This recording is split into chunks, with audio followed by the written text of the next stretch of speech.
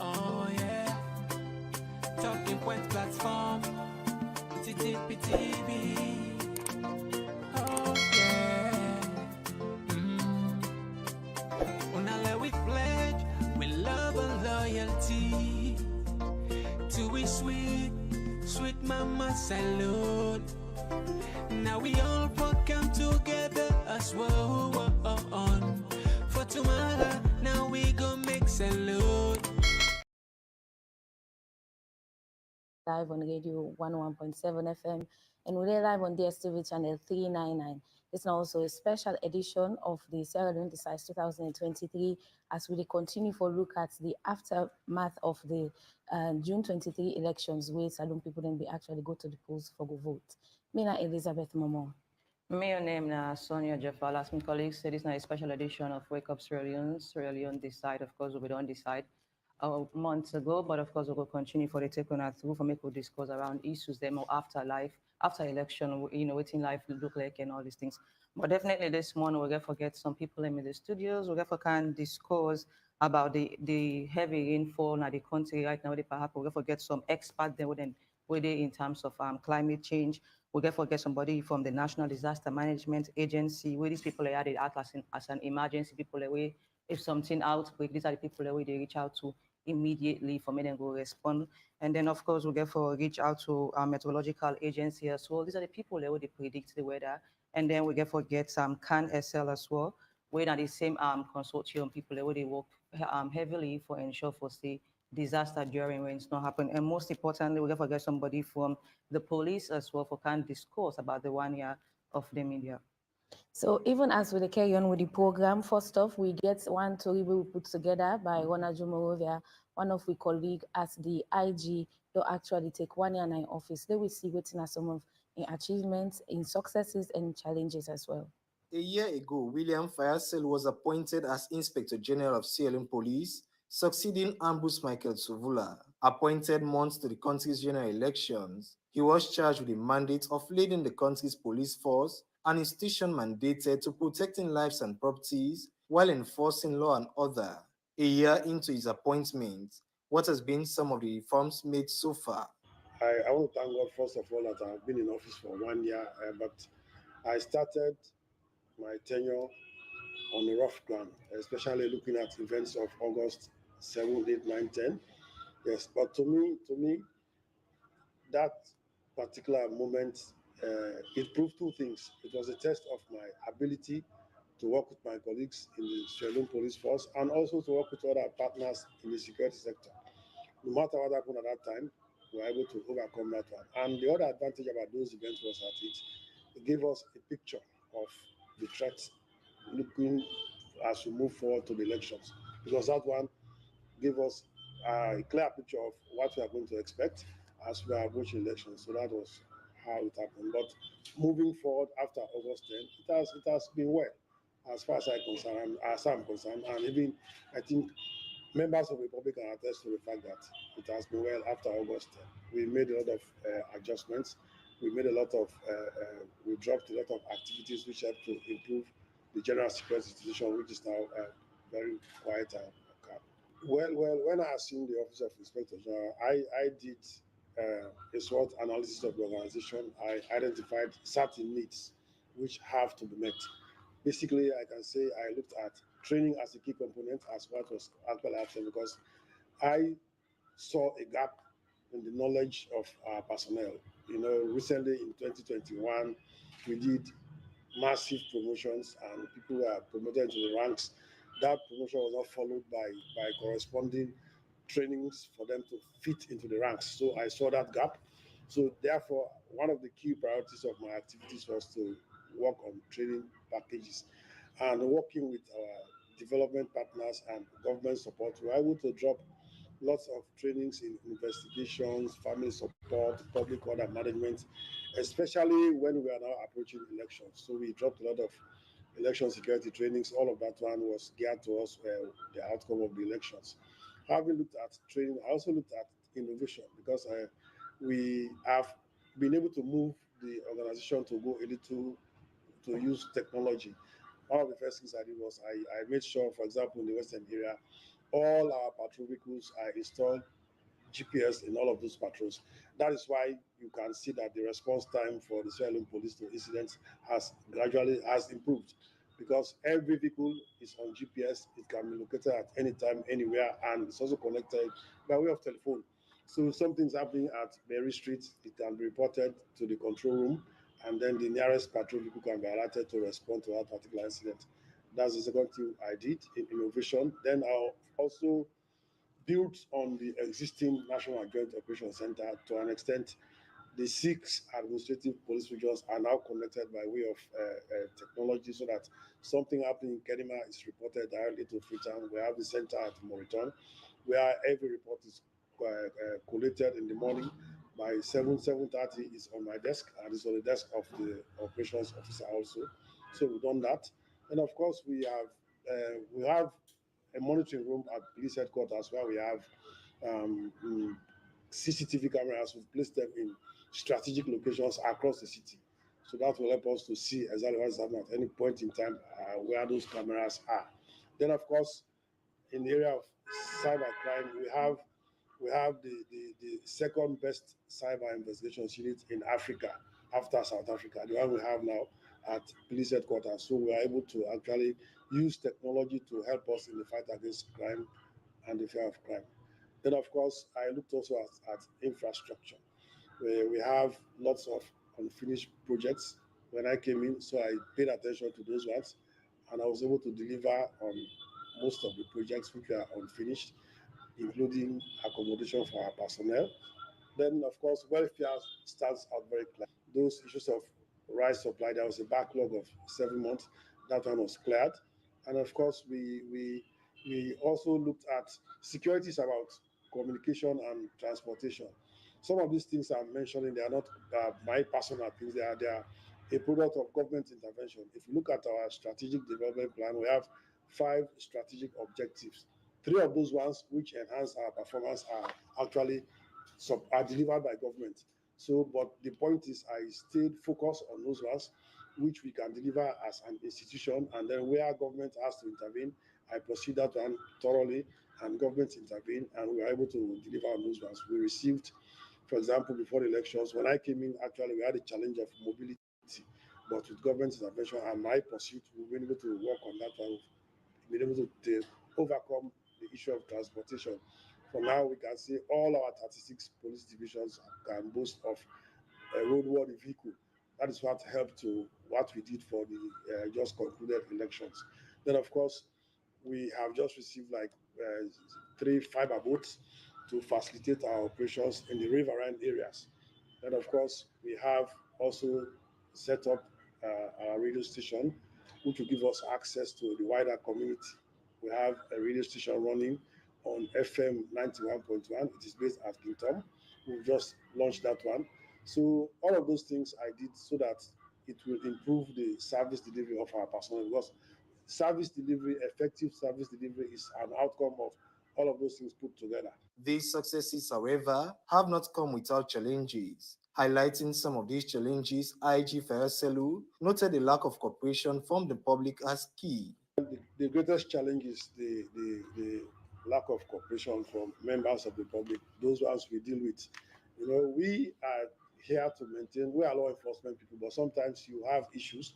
You have issues when you are actually trying to enforce law and order, it becomes a problem. We don't get the cooperation of the people readily. That is one big challenge we are facing. The fact that we are not everywhere all the time. So that's why we say let us enter into this kind of relationship with the people. But along the line, we see this tend to break away from the relationship, because some of them they have their own motives for coming close to the police, and not all of us can bow to that one. So we see them moving away from that particular principle. But it's there. That's one challenge. And of course, the most recent challenge we are now facing is this social media landscape. We are having challenges because each and every time, despite the fact that government has gone a step ahead to pass the Cyber Security Act, and those laws are there, but we still have problems with people originating hate speeches, divisive messages, insulting messages about people. The challenge with that one is directly related to the mobile network operators. The problem with that is they are selling activated SIM cards. So if somebody's buying an activated SIM card in the streets and he's using that one to cause trouble, there's no way you can trace that one because the SIM is not registered in his name or her name. But we've started to work with NACRA and NATCOM so that we can bridge that gap. Those SIM cards which are sold activated, they are used by fraudsters to defraud people. And each time those reports come to us, we have the call logs generated. But what is key is to know the person who is using the particular number. When you know that one, if you have that information, then you can, of course, track.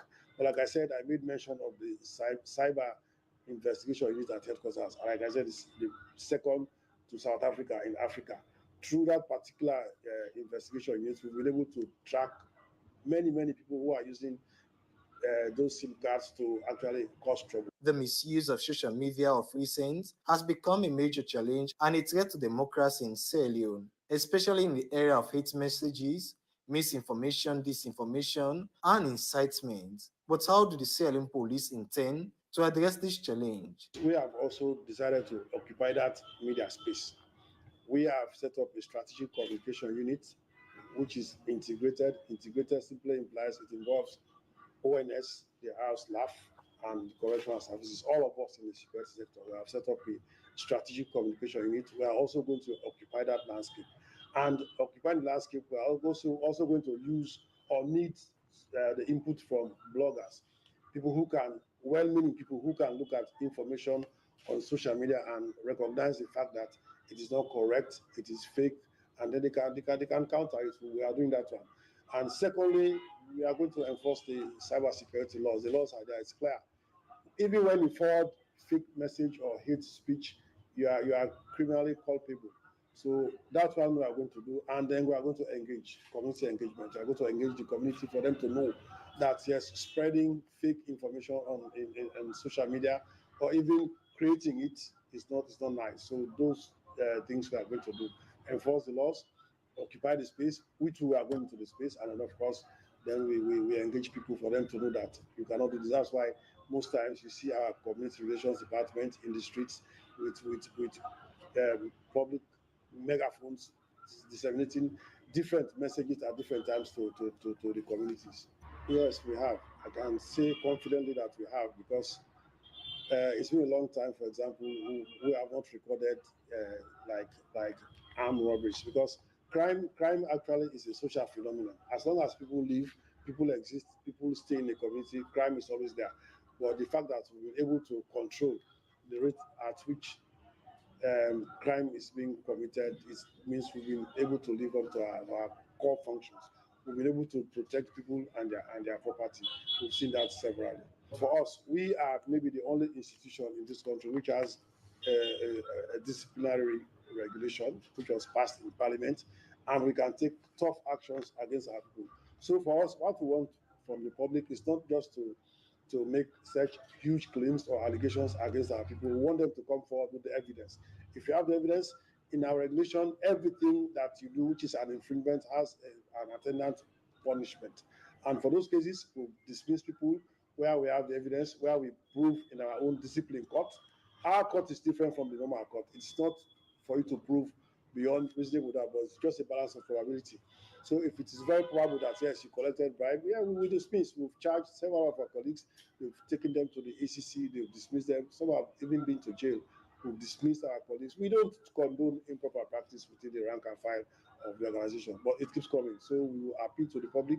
If you have sufficient evidence to substantiate the claim that yes, this officer collected a bribe, bring it to our attention and watch to see what appropriate action we can take as an institution. Well, I want the public to continue to trust the organization. You know, the police force is a big force. It's over 16,000 people, and all of us are coming from different backgrounds. So I would say to the public is for them to help us to weed out those who are involved in corrupt practices so that we can change the image of the organization as a force for good. In 2021, we promoted a number of officers. Some stayed, they couldn't get it, but we only say not everybody can be promoted at the same time. So we'll have to wait and we'll encourage those who were promoted to work hard, and even those who were not promoted not to become a little, disconcerted, but for them to continue to do what's best for them, what is best for the job.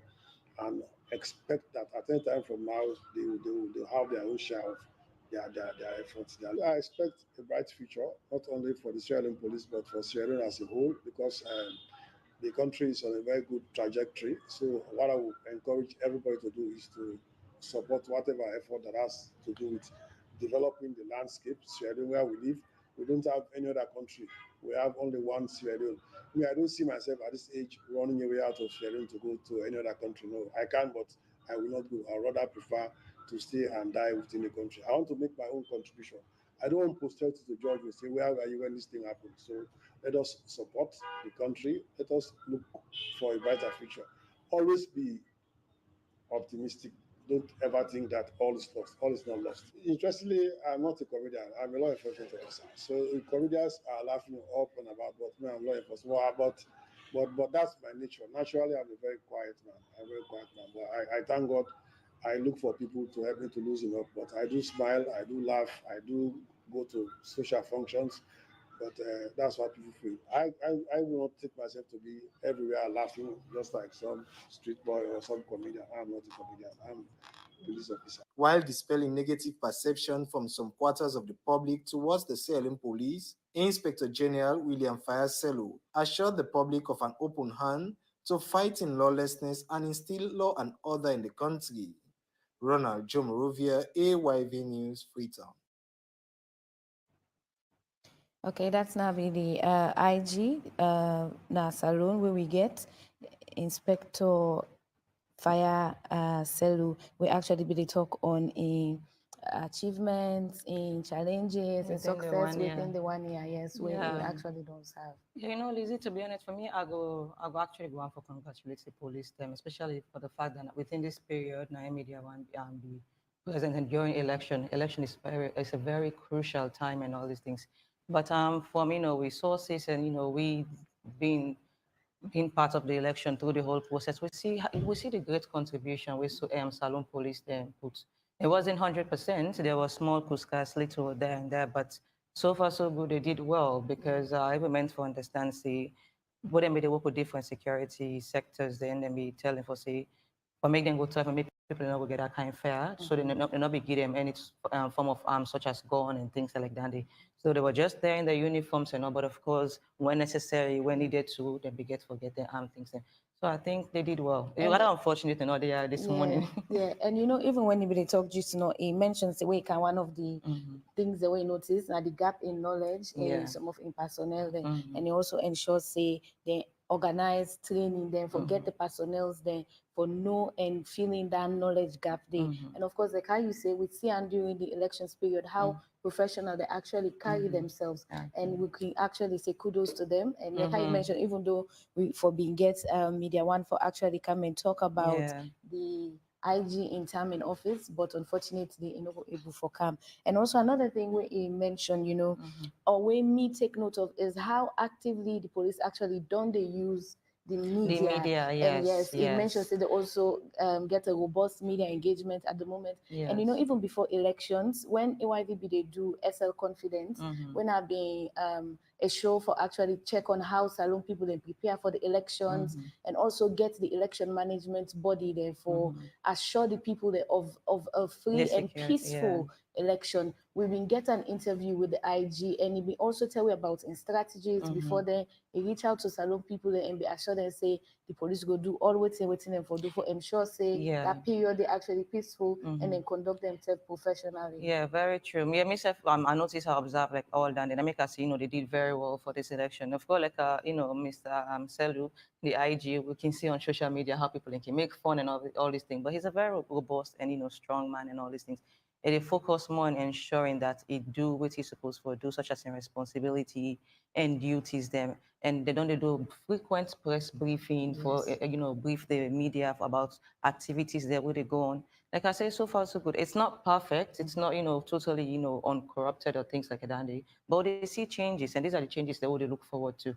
All things are small. We'll go get there definitely. And definitely, within the police division as well, another sector or another part of the police division where actually they stand out, where I believe say this all probably might be from the trainings the way they get at the Waterloo division. Oh, yes, we see yes. how robust they say they use the media for make the yes. people they know say we within we self they do your work, and some of them see now they fail Exactly, from and that's the important thing of a PR system. Where, you know, where you create that kind of communications department, make sure for say very effective and all these things. You know, they get problem. I can always tell people and say if you dey communicate with the public well, you dey inform them. There is no way false information will be spread out and then create some sort of tension. But you know, we can some institution and the PR system, it's not even functioning at all. But the police don't they use dandy. Like I say, it's not perfect, but we see great improvement. And because of the main headquarters, they work so well, and then communications unit very active. Like I say, the Waterloo division and other divisions, they all try for do the same and step up to that, step up to that same game day and level. Definitely. So still inside the story, inside Wake Up Salone, we get more story there. So President Julius Maada will be called on other African leaders then for embark on a fit for purpose education. One we will meet the need of digital economy for the future. Ebi make this pledge speaking to other African leaders then at the African Heads of State Human Capital Summit, where then be host na Tanzania with the theme Accelerating Africa Economic Growth. We will boost youth productivity by improving learning and skills. When Aljo Morovia gets more on the story. The African Human Capital Heads of State Summit comes in response to engagement with government focal points on the need to draw attention to the role of human capital in economic growth and elevate the discussion on the importance of investing in people. Speaking at the opening session in Dar es Salaam, Tanzania, under the theme Accelerating Africa's Economic Growth, Boosting Youth Productivity by Improving Learning and Skills, President Julius Maada thanked his colleague, President of Tanzania, for hosting what he describes as important and timely summit as the continent boosts collective efforts on human capital development to accelerate the African Union's Agenda 2063, thus narrating Sierra Leone's strides to development through education. We have first what we call radical inclusion. Radical inclusion. It's a policy by our government. And that means that irrespective of your situation, if you are a child in Sierra Leone, you should go to school. Wherever you are, whether you are disabled, in whatever state, no political colors come into play, everybody should go to school. This is radical inclusion. Before this time, there was a ban against pregnant girls going to school in Sierra Leone. And I was in favor of that, that is because of my old mindset. But when I realized that it is secondary victimization of these little kids who become pregnant going to school in their formative years, and then you take them out of school and punish them, and they become a liability to themselves, their community, and so on and so forth. I thought that was too much. And I knew I was wrong. So I made a U-turn. Now, guys who become pregnant, we attend on to the point that they can no longer stay in school. And once they give birth, we make sure they go back to school. And interestingly, they have been performing extremely well because they realize they have made the mistakes. President Bill urged colleague leaders to invest in fit-for-purpose education in accelerating growth. Building the necessary digital infrastructure, we have trained more teachers for quality and also to make sure that they can go as fast as they can to be able to give the quality of education. Because what we have to do in Africa also is not just education. It must be fit-for-purpose education. Education that we meet the needs of the future, a digital economy. That is what we are entering. So the things we have done as when we were in school, which we are forcing our children to do, are no longer good for them. So we must look at the future and make sure that our children are acquiring the skills that will make them relevant for the future. The summit will foster technical deliberation, share the latest knowledge on human capital, and conclude with concrete commitments and next steps for the participating heads of states. Ronald Joe Morovia, AYV News, Freetown.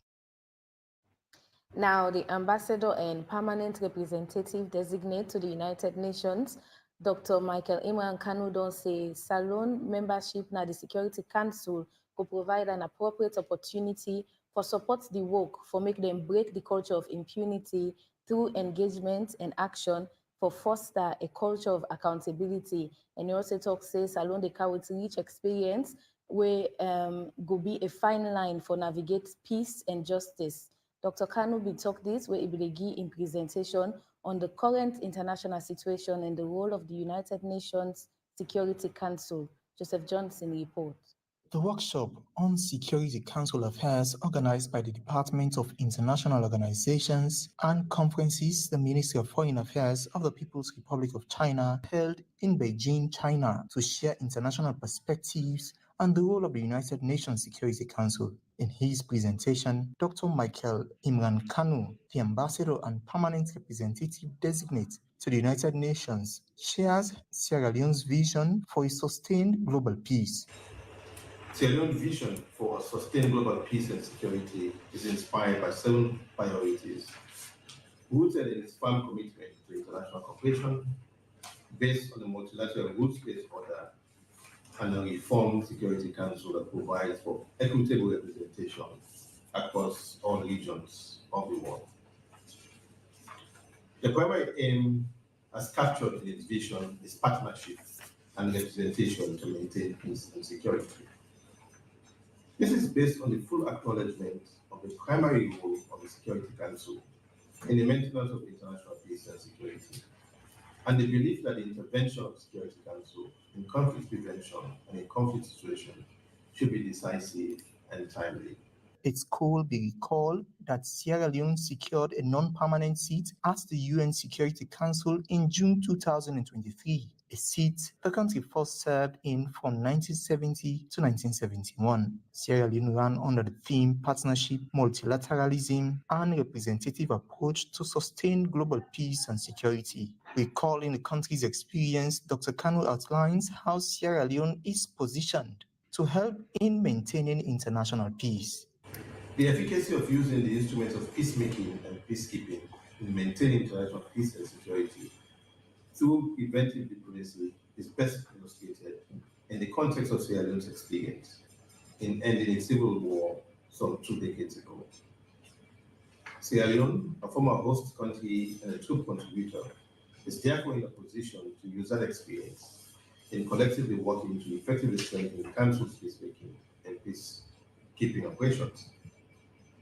As of March 2023, Sierra Leone had 56 personnel in UN operations, peace operations, mainly in UN missions in South Sudan, in the UN Multidimensional Integrated Stabilization Mission in Mali, and is soon to close, the UN Interim Security Force for Abyei, the UN Multidimensional Integrated Stabilization Mission in the Central African Republic.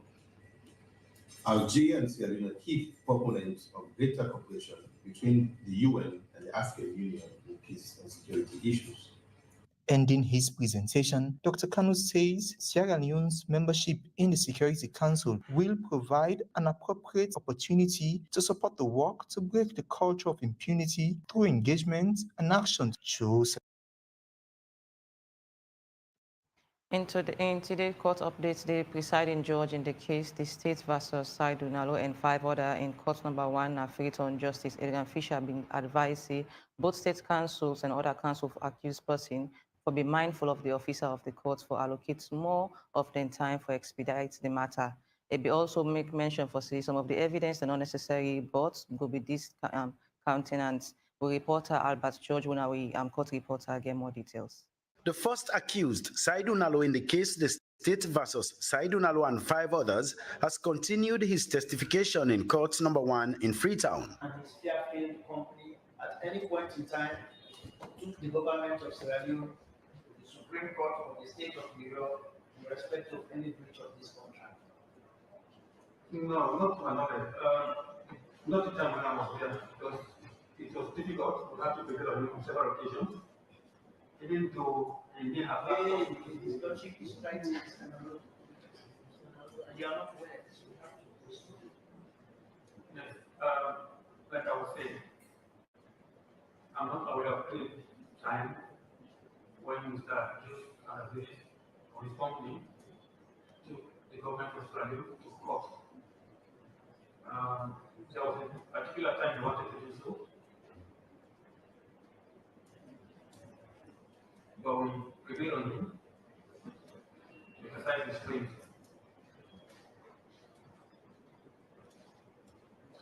And that had to do with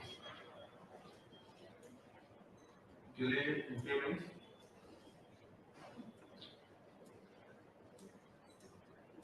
which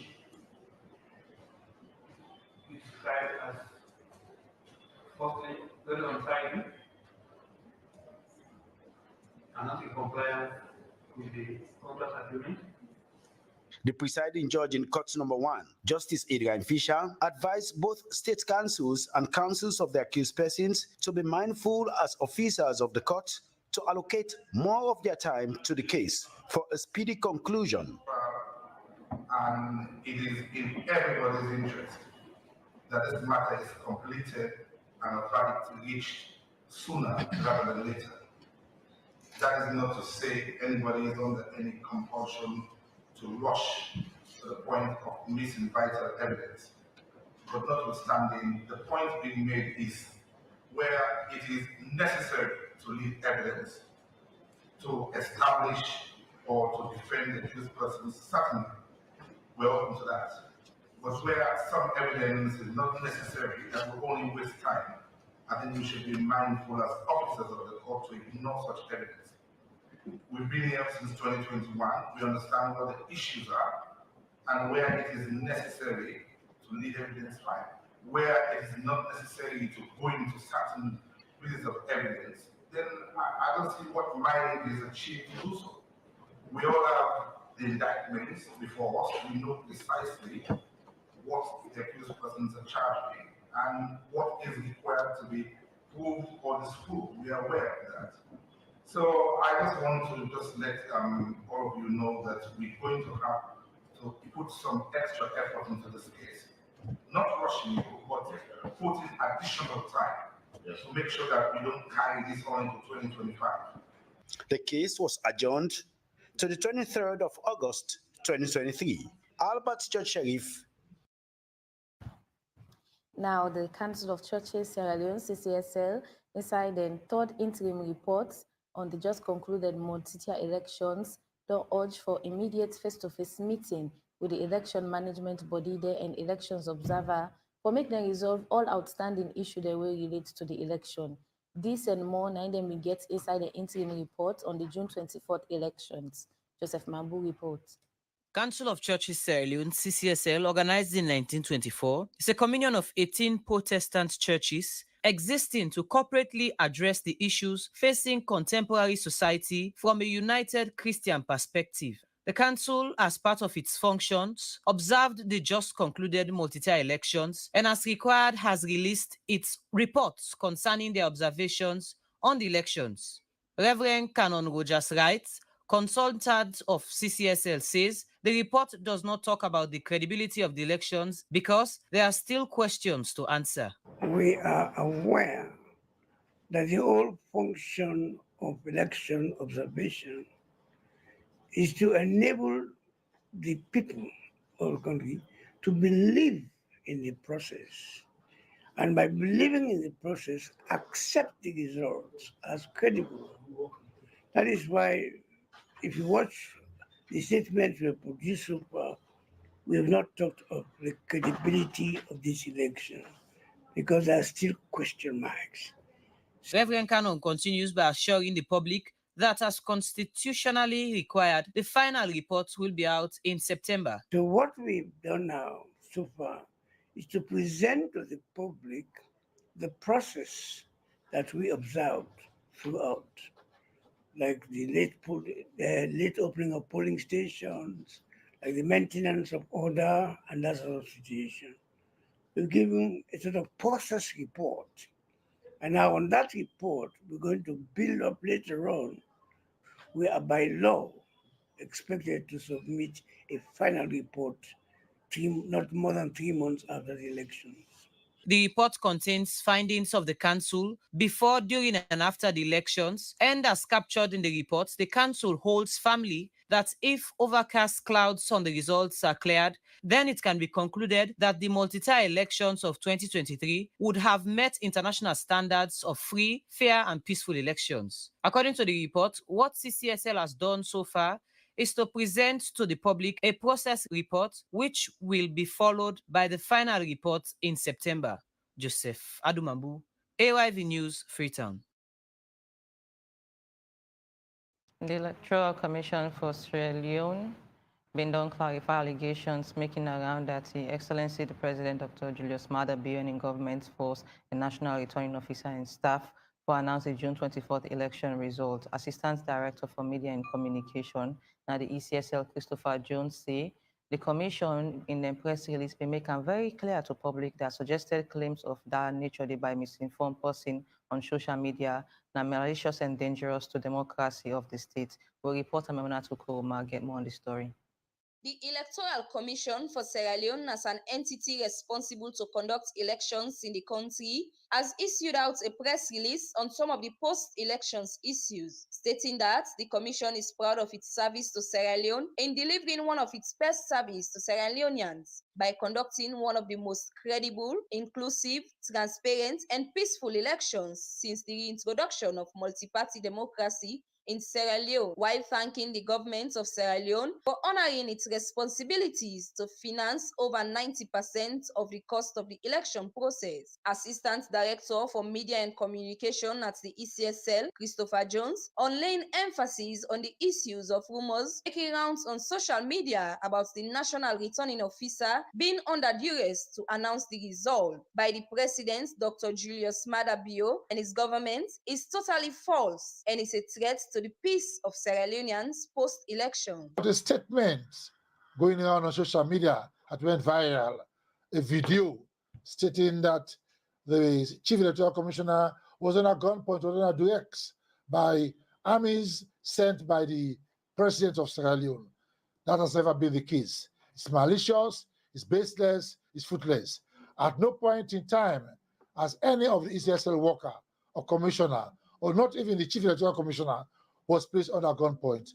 That social media video is malicious and has a tendency to break the peace and one peace. It has never been so. The Commission extends thanks and appreciation despite there are challenges. He further stated that the Commission appreciates the work of all polling staff and are working hard to see that they get paid as soon as possible. All documents relating to their payments have been sent to the UNDP for verification and payment. Into polling staff, over 90,000 polling staff. Please be rest assured, you have done your bits. Despite the humiliation, the threats, you came out and you did a marvelous job for us. Please exercise patience. Very soon, you'll be paid. Very soon, you'll be paid, as all necessary documentation have been put in place for you to be paid. Kindly exercise patience. Christopher Jones continued to say, the Commission is still waiting on reports from all observers' missions that we are at work during the election process, as these results will help them make amendments and where necessary lessons learned to ensure 2028 next election process are free, fair, and credible, as this is the mandate of the Commission and they are ready to keep up to the task. Meteorological, AYV News, Freetown. So, Fambula, we'll go for a very short break, and when we come, we will continue for updates on the issues then. AYV International, a truly global media outlet. Our media platforms can be a bank agent will give you receipts any. Sure. Yeah, they can. Okay.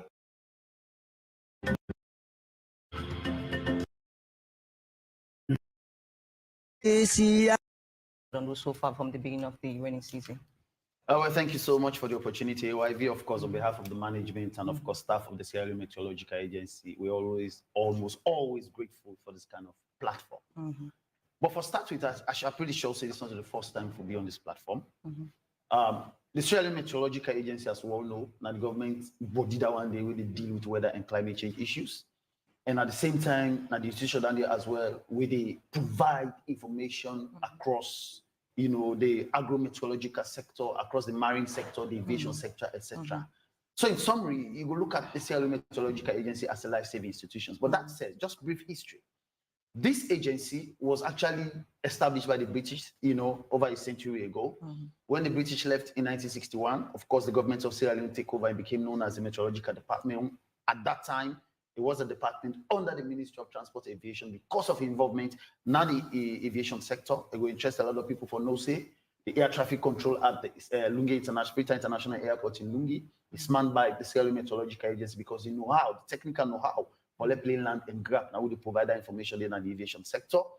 So because of all of that as a department, government may come and involvement be much more than at the aviation sector. But as time move on, in line with best practices, it's the mandate of the institution be renewed in 2017, through the Sierra Leone Meteorological Agency Act of 2017, we actually renew the mandate and give the institution additional responsibilities. Instead of the aviation, now we go as far as hydromet, the water where they fall, how we're able for collector and get records of them. We go as far as also the marine meteorology, many people that would settle across the water them, how we will provide information then, for save lives, the one the way they do sea transport, the one the way they do fishing, fishermen, all of them thing. They will also go as far as forget mandate as well, new responsibilities across meteorology. Of course, this is a science where actually they produce information for feed farmers then, so that they will able, the plants are able to do well. Because a lot of people who agree with me say, before this time as a country, we get a 6 month trade, 6 months, and all of that don't change now. We see say, we're not even getting reach, 4 months on even the sun, right across the seasons. So with all these responsibilities that the institution gets, the same law, government today again in 2022, and watch and say, the Meteorological Agency Act of 2017 will review a review now, and waiting can happen. The institution can get a climate change department, now the agency, and also remove the Sierra Leone Meteorological Agency from the aviation sector, alongside the Environmental Protection Agency, the National Protected Area Authority, the Nuclear Safety and Radiation Protection Authority, and the Forestry Division will be under the Ministry of Agriculture.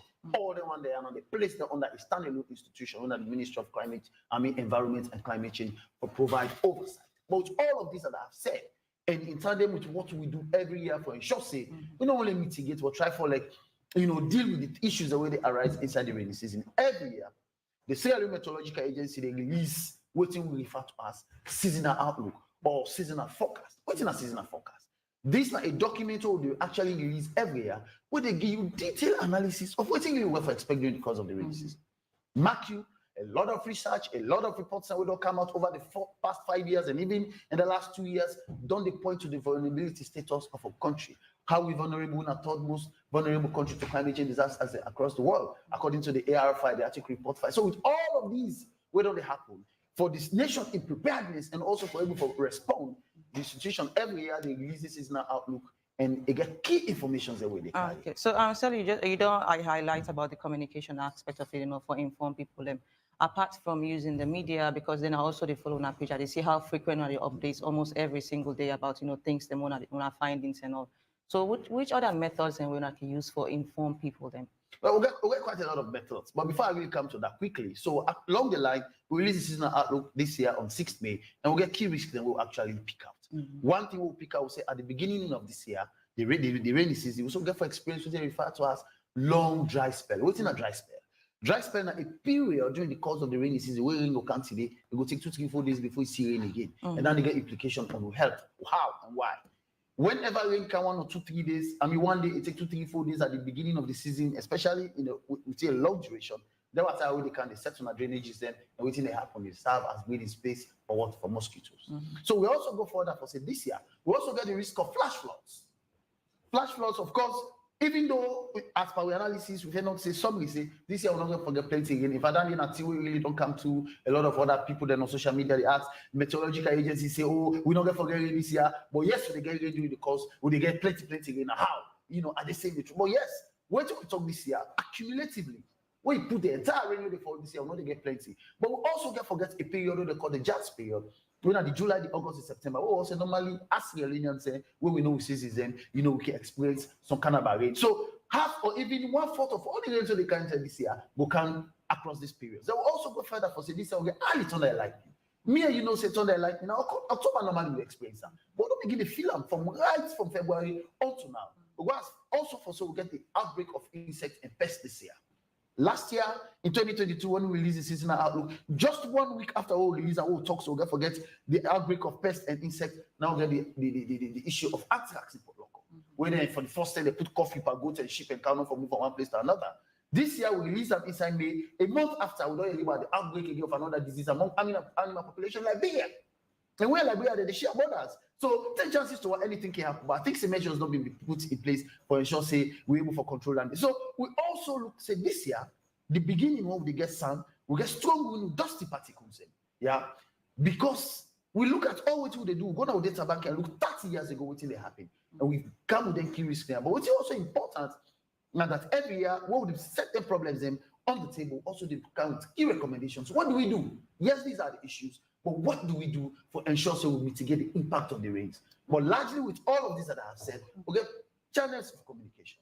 And we take the media very, very seriously. Me being somebody with a super media background, and the institutions have in positioning, across the media, also they take the media serious. So every year, the first place of call are the media. So 6 May this year now, FAT Charlotte Street office, we bring together 30 media houses, including AYV, from both the print and broadcast media, with somebody's information given say.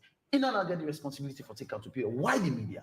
The ability of the media for reach more people just have to go. One day, what did they say on AYV? Don't go viral. So we use the media every year. We introduce them. Then the next step now also relevant stakeholders, especially with me colleague in the studio this morning. Of course, the institution when at the NDMA, we also share with them because they are the standalone institution where they deal with disaster response and recovery, just in case any bubble show has happened. Then we will also get other stakeholders in, including the councils. And even in the next few weeks, we'll also want for now that we the radio they intensify, we want for also begin engage the regions and for ensure to make them know. But we also get with other channels of communication. We'll go website, we'll go Facebook page. Myself also we're very social media savvy. Of course, me a hands-on on the social media. We go groups and hold form, we BC them, we broadcast this and hold form. We also carry away that information on a daily basis. Okay. Then, of course, the support of the community radios don't be quite extensive and effective over the last 1 or 2 months since we launched this is now.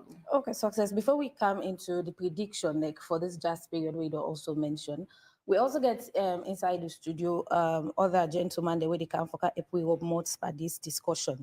We get David Joseph Aliyu, we come out from the Civil Society Advocacy Network on Climate Change and the Environment, Sierra Leone, and we also get Mohamed Elban at the studio, we are the Director of Communications, National Disaster Management Agency. Before we carry on, I go actually want we get small information about the civil society organization and also NDMA waiting on our roles and responsibility. I will start off with you first, David. Thank you very much. One tell AYV, thank you for giving this opportunity for come talk to people that again, because we as civil society, this is our primary goal, engagement with people, either by in person or we use a medium for communicate with them. So for we as civil society advocacy network on climate change and the environment, we don't in existence for the past 7 to 8 years now. Our primary goal is how we take information from the duty bearers to ensure say we reach with them to that last mammy, that last community where they are the country for ensure say they get the right message, the right information, and take them from them. What in themselves want for their government do for them, they give you that message, we bring them to government. So we as civil society, we play that intermediary role between the government agencies and that of the duty, the community people. What will be done to do all this year? We don't partner with them big institutions here. We work with them. We help them for propagate putting the fish at the right message for reach the people.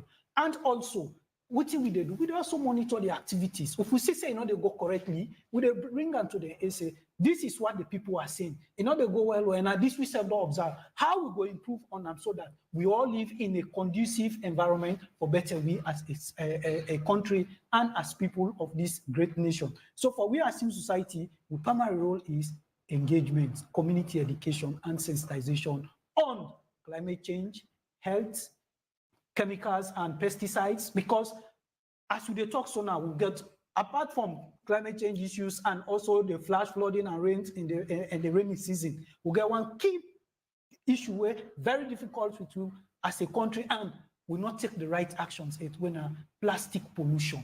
Plastic pollution is a big menace now this country, now with communities and at the world. So we as civil society, they try to call government institutions, how them for make sure say we take the right action. Thank God, the Ministry of Environment and Climate Change, we don't take this one of the steps, which is for develop a rightful policy.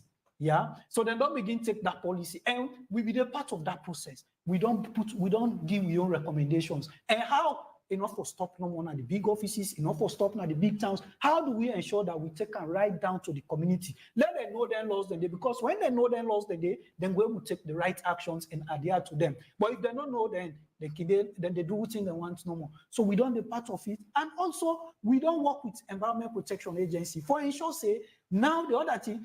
First thing they see Yiba na Freetown Boku, but now Yiba don't know because Arata poison there, change medicine there, and this and the thing the way they contribute for kill them and create animals, then creatures, then bars, then our communities. Now we know they see them more. You understand? Some don't even they go into extinction now. So what's irresponsible is because of the proliferation of pesticides and chemicals in our community. Everybody they sell pesticides. Arata poison there, at least they sell. So who is regulating them? The government agencies. So thank God, the Environment Protection Agency, we don't do some assessment for no say, would they really the count chemicals? Would they store? Who side they store them? Do we have a proper storage for it? If not, how do we put in place a proper storage facilities for them chemicals so they get in this country? Mind you, like EU have a policy where they don't ban Boku chemicals now European Union countries, but those chemicals are being imported into Sierra Leone. Yeah, and I happen to be part of one network at global level, who they do advocacy on that also, that how we go regulate chemicals where they can with country, where they come on EU, they don't ban that in EU, where they can in Africa, with the use of our agriculture, with the use of our mining side, and this all they disturb the living conditions of our people in the community. How do we continue to ensure that people who charge the responsibility put in place the rightful laws? So we are there to ensure that when we get the information, we engage the rightful authorities to take the right actions. Okay, so Mr. David, yes, so you, you of can course, actually just give a brief background yes. of the NDMA. Good morning. Thank you. The National Disaster Management Agency, an institution of government in place in 2020, with a mandate for managing disaster-related matters across the country, and also help for build the capacity of communities for able for handle the local hazards across the country. Since then, we don't try for populate the agency and organogram for ensure say we get presence across the country, because Freetown not only Sierra Leone. We don't establish offices now Bo, Kenema, McKinney, Port Loko, and Freetown. We know regional offices. We also then have the for make sure say, we go on with the mandate of the institution and the areas, and we mandate, for manage disaster-related matters, not like short phrase, but you get big responsibilities, and the scope is so wide that, for far too long, we don't get plenty of things that are wrong in terms of urban planning, for example, in terms of how relationship with the environment, the level of, degradation, illegal human activities, and all of them, are put together, don't make we work very challenging and difficult for people for manage, because we work not only for respond to disasters. The main work of the National Disaster Management Agency across the country, the world, and for mitigate, for prevent, for get the ability for able for focus, go to communities, identify the hazards, and then intervene. And over the years, we don't intervene in many areas, where we don't prevent possible disasters and from occurring. Similarly, so we get both man-made and natural disasters. So, we part of work also now a humanitarian. We get the humanitarian component of the work. So, for example, if certain incident that occur we related to disaster, we not get choice, but a day within we mandate for respond. Government will always provide some small token for cushioning the effect of the one that we affected, the affected population. So most times, and that make I can see we respond with some, small relief items for cushioning the effect on the people. Most times, if not like landlord, them would give them zinc and nail and stuff like that. Yeah. So, but the areas are more where we focus on our mitigation. We don't work with the Salone Meteorological Agency. We then they supply with the raw data for inform the public as to the type of weather patterns and, the kind of rain we expect and stuff like that. We can integrate that into a system and also alert with people that will go your systems around, develop tools, them, we'll reach out, we'll get with community volunteers, them. I could train community volunteers now, 52 home communities now, Freetown will map out. Then self-cable for help for alert people, them, like the one within low-lying areas, mostly for move, for the time being, for evacuate. And some other precautionary measures also they do not on a daily basis.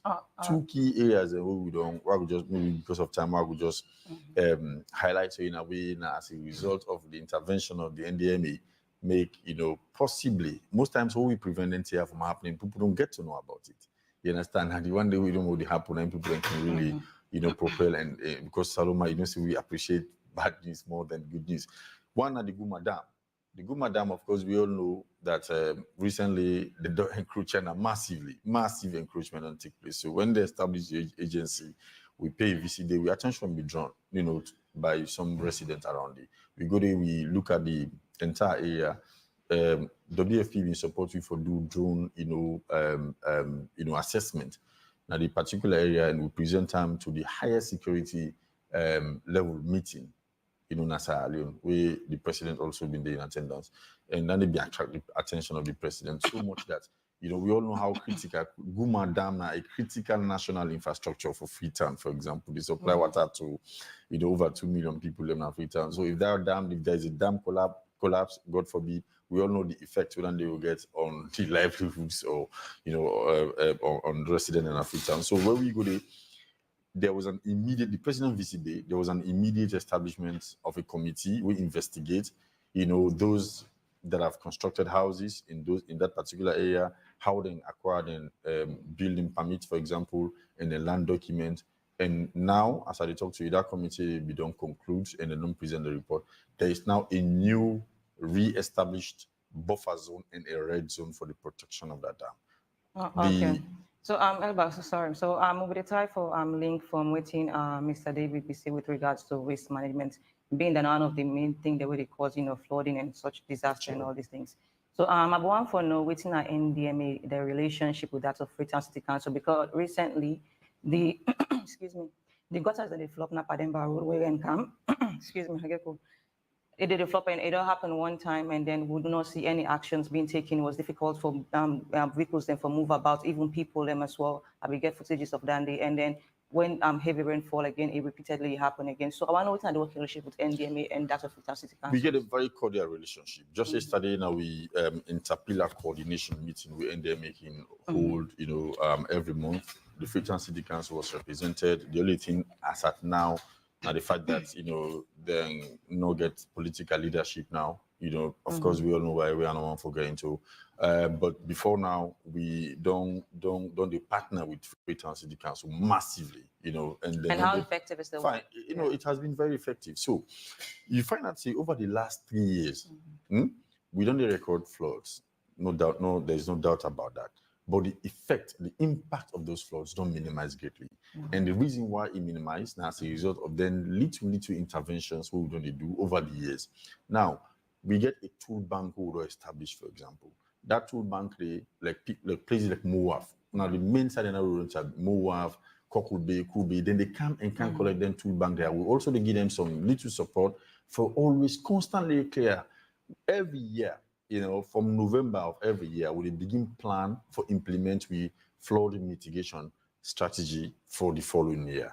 And from last year, October, we don't map critical areas, main drainages, you understand, where the NDMA would support from our partners, then they clean and use community volunteers would, what they give them. One short one we will do now, Regent, for example. The main streets now, Regent, we don't block, clog with massive dirt. We get small support from UNDP. Now we go clear, we carry with machine and go clear. And as I talk to you now, so all the rain don't come. We not get major reports from Regent that because the one whole area can flood before now. So the floods are there, but the interventions and also not say with the work. Of course, the capacity in a challenge, definitely. But with the little resources all they get, we don't apply effort for make sure that every year in, year out, we work for minimize the impact And most of them people that are back, like when you talk about Pademba Road, so the cause of flood is not going to be attributed only to waste management. I tell you, waste management is a component of that because, like, we would engage if you go up so we don't go there. Most of the concerns, the people that they tell you that they don't have dumping sites. And I think they will and look out for now because we will not only take the decision, but we will engage them, you understand? So now they can force them for put dirty na gutter. So we work with the future and city council now for devise a strategy, how we, especially those that are residing on the hilltop areas, for low for see how we will provide dumping sites for them in the areas and they so they will stop for trade dirty and stuff. So but also we get the way deliberate attempt of people for construct now areas that we don't suppose for construct houses, where we don't, put stop to, we don't work with Ministry of Environment, Ministry of Lands, and also the military. We don't broke, for example, there's a Beckwood Street now, Brookfield. Somebody deliberately will put slab on top the main gutter. We don't put the stop to, and that we are going to demolish that particular structure. So that leads me to, if I get a monitoring team for ensure for say these are things that have been tackled before it gets out of hands. Like how you say the regents and all. I believe I don't know what you mean now the cause because now your expertise down there and I don't go find out and I'll be see the updates on our social media page. But waiting we go on for is that do you guys have a monitoring system for ensure before the rainy season, none of us say however it be something must occur happen because these are people some people they adhere to instructions, even if I don't educate them and all these things. But when I get a monitoring team, we go say, okay, since the rainy season about for cancer, make we go monitor these areas, them identify areas them, we not identify for ensure for say things they want to be advised and these people adhere to them. So two things. One, we have not only been identifying these areas, we also don't develop a hazard calendar for the year. That hazard calendar, they don't inform me now, say, with support from partners, from January to March, the type of disaster who they expect for happen in Sierra Leone, and the areas they wouldn't for happen. For March, April, May, June, July, we don't know the type of course, floods to August, you understand? We prepare from prior. And October, November, December, more of windstorm. And we get fire away in cut across. Throughout the year, we can experience fire, you understand? So we don't even forget a hazard calendar for the NDMA. And then they can inform with interventions. But over and beyond that, the NDMA will not even reach 100 across the country. We might not be able to be everywhere at the same time for monitor constantly, even though we get a whole directorate with a monitoring and evaluation. We don't work now for monitor across and identify hazard-prone areas. That's why we don't train, and I don't identify major areas. And we local, I call the ambassadors, we know community volunteers.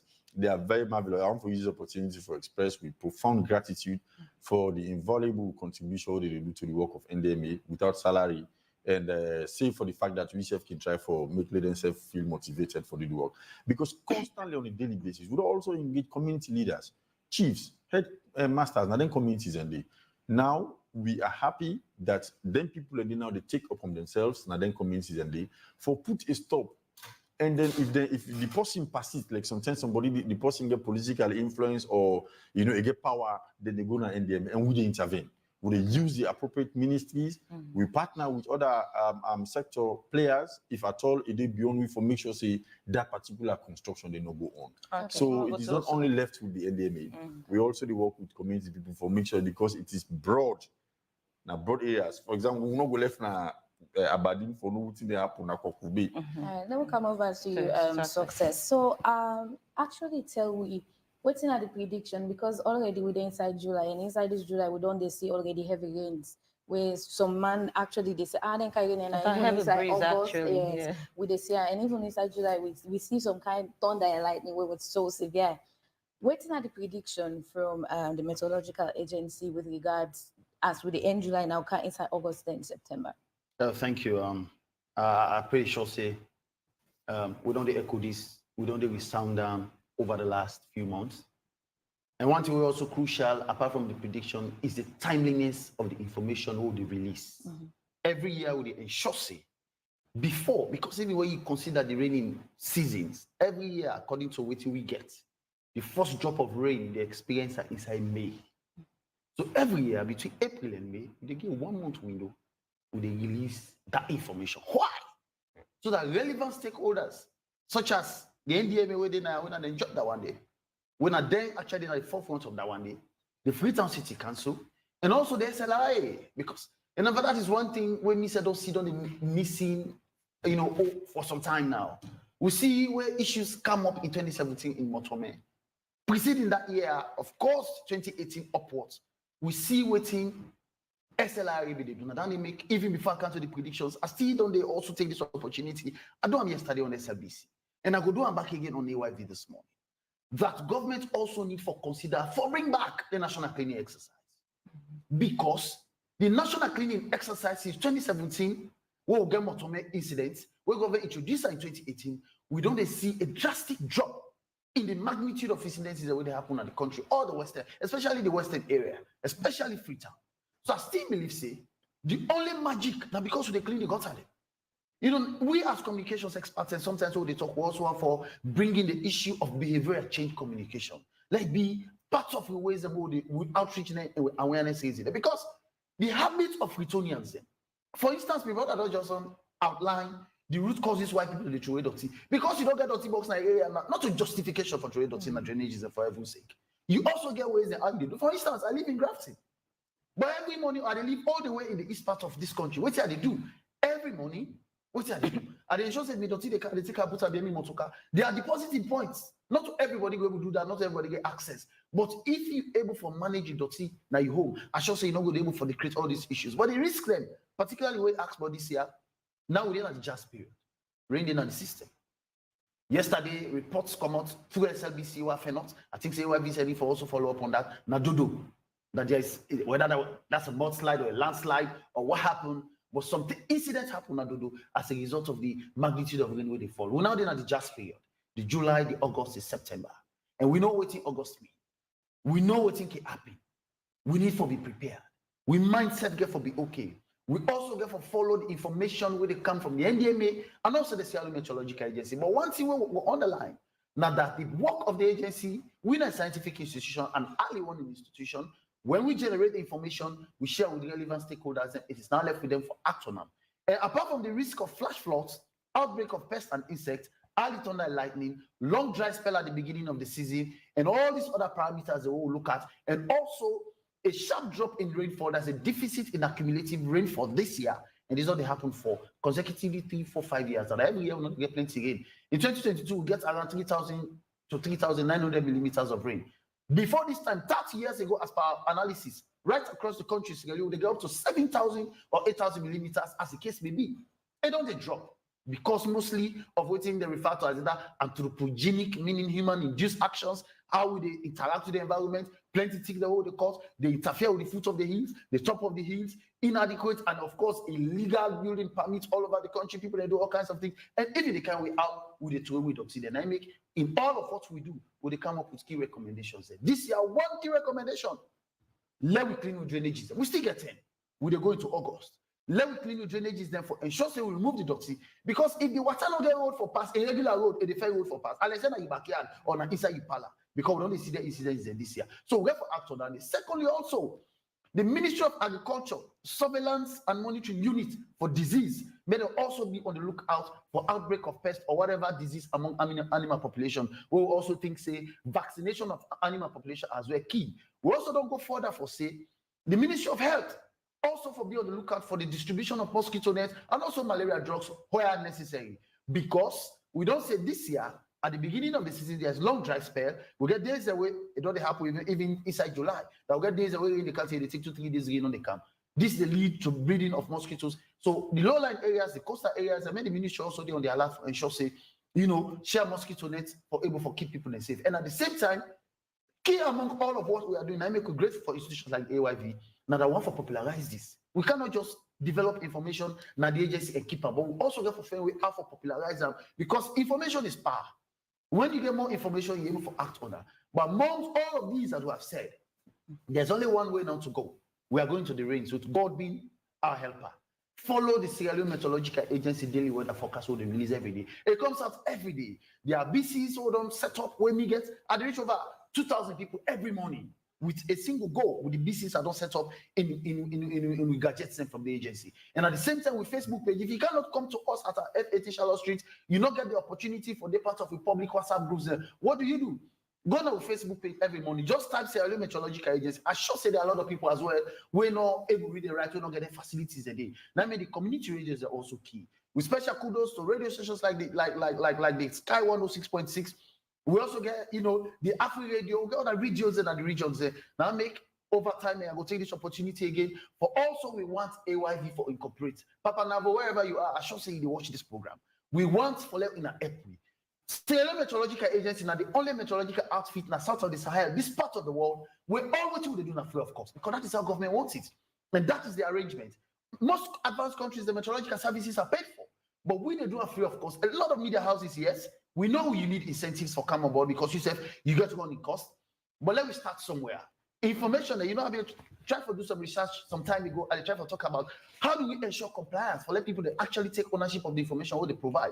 Places like the UK, there's an arrangement between governments and, of course, weather institutions that even for let you be granted a license for operate a radio station, you for commit for the share weather information because it's a life-saving business. So we want media houses to come on board. We don't get a couple for Gide now, but we provide information and also just mention Capital Radio. When we came some years ago, especially when I came to the agency failed not say Capital Radio will give information on weather. But our concern was, where were they getting this information from? So what did we do? The agency in wisdom engaged, Capital Radio, and we failed not say, they were producing this for themselves. And we told them that we had an outfit, which is mandated by government for dealing with weather issues. Nobody not get rights. Whether in a mobile company, whether in a radio station for release weather information in this country. Because we see what happened some couple of months back, even before elections, I think somewhere in the Asian countries, something happened and somebody predicted weather. At the end of the day, the buck rests to the agency. Then the weather outfit here now. Most people were sacked. So we as professionals, I mean, always on the voice. Why I emphasize these things, my sisters, is because there are a lot of people who come to the social media space who doesn't know how we work, what we are doing, what are our track records. We can say things them way actually sometimes. When I look at them, the best I can do now for providing the necessary information. But the agency, for being able to produce and also operate a weather outfit, there are three things you need to have. One, you need to have the expertise. You're going to trust a lot of people for no say the Sierra Leone Meteorological Agency is a WMO certified institution, World Meteorological Organization, we're part of it. And our agency, they go through, and our equipment, our infrastructure, they go through service audit every year for know what we are doing, whether it is in line with best practice. So you don't forget the professionals' expertise. Two, you also get forget the infrastructure. It will also interest people for no say the SMET get over 60 rainfall stations across this country. As far as places like Suleiman, as far as places like Kunkuna, as far as places like Musaya, we got over 12 agromet stations. We got over 8 marine stations in places like Bond, Shenge, Konakidi, Laka, Hamit, etc., etc. Of course, with automatic and of course manual weather stations as well across this country. And we have people manning these infrastructures where also most of these things has been automated. We of course send cassava at the agency we connected to August after this information. Why I say this on the state broadcaster is because we are up to tax as an agency. And thirdly, I didn't mention, you also get forget channels of communication. You get forget the expertise, you get forget the infrastructure, you also get forget the channels. We have several channels. We have our website, we go on Facebook. We are using the social media space as well effectively, and at the same time we are engaging the media. Don't just go to the media and say things, but come to the agency and say the good news is we're actually working on having a weather forecast and AYV, that I believe enough. But what I meant to understand, well, you have to engage the agency. I believe no institution has the right to put up one. You have to engage the agency because the agency is mandated by law. That is something that we're going to do. So I remember say vividly in 2019 I be engaged the director, I couldn't remember his name. And we make mention of having people that would be interested for sending Kenya for go, be an expert on weather forecasting and all. So what I want to know, was that ever achieved? Because since 2019, now you don't do, you and other people with the communication, you don't do this job here and all. And the mandate and the aim for that particular thing, the way the director will tell me was for me to go get people and for weather forecast for the work at different stations, them for the update people about everyday doings and all. Now, we for achieve that at all? Of course, we don't treat quite a lot of people. And then, of course, going forward, we don't involve the media. In fact, when we actually take over at the agency in 2020, the first thing the agency do was to incorporate and put the media at the center of what we are doing. And that is how we are rolling it. But I also going to interest you that all of what we do now, the meteorological agency, the expertise or maybe the trainings, any the capacity is not provided for. nationally. All of our staff, whether forecasters, observers, and of course, the 2 chartered meteorologists in the agency, the person of the Director General, Mr. Ibrahim Sinekama, and of course, the Deputy Director General, Mr. Gabriel Baka, are trained out of this country. But we don't think and for say, okay, these people are not the training, or how about we try for fit to the purpose of reporting, such as, working in the media stations, and probably, reaching out to the media station for say, okay, we have these people who are well trained, they're experts and all, one for me then give updates on daily activities of weather.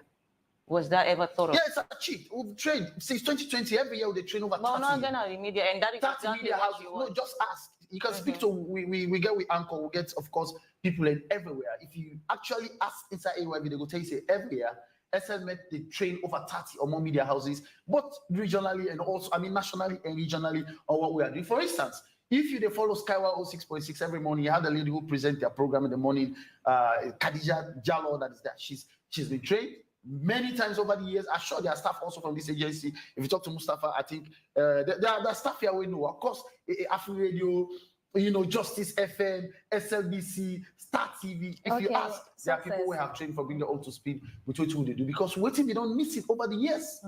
Now, the fact is, we're not a scientific institution. Most of the information they generate at the institution, they are so ambiguous that sometimes people don't understand. So what the agency don't do this year was to bring a public relations person, a good one at that, for ensure so we scatter them here to family. And that is exactly what we don't do for let people to understand. So what I meant is like having a correspondent. It's not like we will say if we get to, reporter that we then there for State House and other things. And so these are people who could actually work in a meteorological agency, but they work also with AYV, SLBC, and so on, just for the weather forecasting. Has that been thought of? Okay, it's been thought of, but so all those things have resource implications, and at the same time also opening up our infrastructure edifice at the agency. That is something that you want to achieve. That is something we want to do. In fact, it will interest the public for those say. We have our forecasting house at Tower Hill. Over the years and before the war, we can shoot. They see one whole big thing, big board now Tower Hill. Then it'll be radar. Over years, when the British Meteorological Services established the Sierra Leone Meteorological Agency, then that's a radar where actually when big Kasao Bobushuwa for happen at the world, especially the Asian countries in the Americas, that instrument where they open and then they pick up, because most times this is the start at the Gulf of Guinea. The water will surround Liberia, Salone, and they start. And most times it starts small like a capillaries. That was meant to capture it. They can even send alert a year before it actually happened. When they will come where the war in there, they shoot and they spoil them. The United Nations Development Program over the last few years, Dr. Tafit say, the agencies across the world, meteorological outfits are moving forward. What do? So they don't open that office. That's how they tell you. So I'm not actually there at the headquarters again. Me the day with our staff, with of course me Deputy Director General, Head of Operations. Now they will do now. The dream, of course, and the positioning of the institutions. Now what they do like a CNN, like a way you're not going for tune into win with time. But this all has resource implications. I believe the elections are over. Okay. Of course, we don't get a new minister now in the office of the Ministry of Environment and Climate Change. I should say we'll almost sit on tranga one we sit on fasting. Now sit, we'll go bring up the issues there for see how we're going to take them for. But yes, it's a dream, it's something we want to achieve, and that is what the agency is working on. For expand this year, last year, before elections, the agency embarked on a 2 weeks monitoring right across this country for not only able to watch USA infrastructure we don't need before, but at the same time for also able to identify new areas where we can expand. So and that is part quickly, of before actually I bring David for respond to some of the NTR from the side of civil society. Success, we don't get a lot of information now about the agency. Now, waiting Salone people and go able for know as we go into August. Waiting we for expect as Sierra Leoneans, and from the side of the agency as well, waiting at the advice where you will give to Sierra Leoneans as we approach August. There's only one advice. We'll get rain on the system. We don't talk on. We say this year, where the rainy season begins, there's long dry spell, but going to the jazz period, there is rain in the system. There's only but one way to go. The NDMA, of course, the AC open. Maybe go right now, they listen to all what is happening, and short me border if not talk about do. Either he knows or he's going to follow up on that. But similarly, and most importantly, make them follow the weather information with the SLMet agency they release on a daily basis. Couple of years ago, when we begin release, a lot of people then come to me as a way of feedback. Say the particular one will be released. They say it's not only embedded with a lot of jargons, but also get a lot of data. They confuse people. What did the agency don't do over the last 3 months? We don't watch at them. We don't scatter them. We don't chap. And that's why I want to actually chap and for the people that understand, say August. At this would they expect. September, at this would they expect. So we still don't know how they work. When we come to issues of weather, you cannot be too exact. Yes, but then because there for are instance, predictions. Yeah, there are predictions. They are Yes, there. what is the prediction? The predictions are getting in the system. We're getting it for calm. So therefore, the only way you can keep safe yourself and all of us in these studios is to ensure that we follow. Like for instance, the way I dress every morning is informed by the weather information that actually be produced by the agency. So we not get that information. So I got for the give before they come on the studios, I got for take numbers of una and add on my disease that every morning look at it. For instance, every morning when I look at the weather information, I know say there is either a medium chance of rain or maybe there is more chance of rain. What do? I go into my rain boot and I also advise you whether you have to lock your window, whether you have to use your umbrella. And for most of you, we also Vicky, it will advise you whether I have to go through Congo Cross. We know what take happen at Congo Cross when you really intensify. Whether I have to take the heat. So all you can do, follow Salone Meteorological Agency on Facebook. So considering the topography of Sierra Leone, how safe is Sierra Leone? You know, because of the hill and all, so many deforestation and all these things. These things, I believe, these are things where they affect and contribute to the climate change as well. So how safe? Well, I have to tell you, interestingly, as an institution, we're not the only deal with weather, but also cut across climate change. Mark you, the focal point institution for Salone, for United Nations Framework Convention on Climate Change, now the Salone Meteorological Agency, now the hoster, and the person of Mr. Gabriel Parker. So we is so much into issues of climate change. And I will tell you, say, over the years, for the work I do at the agency, I have actually been preview. I don't get access to a satellite image, aerial view of it. And I will tell you, say, there's a significant treetop loss. What do I mean? We don't cut plenty. The way how they interact with the environment. And at the same time, like how they say, they deposit rubbish everywhere. But let's not forget that the IPCC, the Governmental Panel on Climate Change, Article Report 5, 2 or 3 years ago, it come out, don't clearly say it has not changed. We then make effort. We don't see how government said on the position he said because once that report will come out when they say Salone are the third vulnerable country to climate change disasters across the globe, you see government of formed since 2020 a standalone institution on environment and climate change. They also established NDMA. And even the government document all the work with the National and Medium Development Plan 2019 to 2023, Cluster 7, clearly talks the government need to take the emboldening actions for ensure say we deal with issues the way they emanate in the environment. Now and for that, they got an NPA, EPA, they got an SLMet, they got an NPA, they got a nuclear safety, they got a forestry division, put it under the Ministry of Environment so that we go talk. You just see what the government don't do. Don't create an initiative, whether a presidential initiative on renewable energy, climate change, and of course, other issues. So I believe, say, this government and us at the agency, we're all there in ways for dealing with the issues. But I tell you, there's room for Michael work more, for Leo act more, for ensure say we self catch up. And most importantly, for tap in. Because issues around climate change are very expensive. For instance, the renewable energy revolution, what we talk about energy revolution. We don't see what the Ministry of Energy don't they do over time with the mini grids across, the chiefdoms and the other parts in up country. But we need to do more. So I sure say the positioning of His Excellency President Bio now with the presidential initiative on renewable energy, climate change, and food security, I am sure there is room for improvement, but with time, with all these works we are doing. David, you already know some of the things that we don't get from the meteorological agency and also from NDMA. Yes. And from the position of civil society, I also make you rub more on how UNICEF can even engage the normal Sierra Leone person for know about some of the information there. Thank you very much. One way we do it is then get the information. At the right institutions, just like where my brother they say and how Mr. Bassem they say, is that then they get the right information, but how regularly and effectively then they reach the people. And you remember where success they talk and say, yes, then they do the bit, but then challenge with resources. For instance, all the data within the producer, would are the CW? Now the one that no more way get access to them device here, where we go Facebook, and then they see we, or where they free time, where get access to television. What about then the way they Kailan, the people that are Kailan? Are they accessing this information? Is a big challenge. So what thing we they say is the daily weather predictions whether they bring out, which innovations we will develop for ensure say that mommy where they in that village. Every day how Freetonian they get them, let itself get them. That is one. Secondly, enforcement of the laws. We get very beautiful policies in this country, but how are we enforcing those policies for ensure say that layman adhere to that policy? It's a big challenge for institutions, for the institutional health, and for even the government, because we too lenient with we self.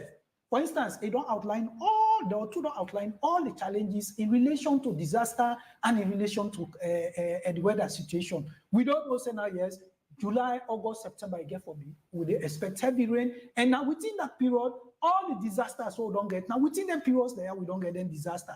Just like we mentioned, Motorman incident, and even last year, there's all now within this just period, we get the incidents the day. So as a Sierra Leonean, how will they ensure say that mommy where that incident be happen to?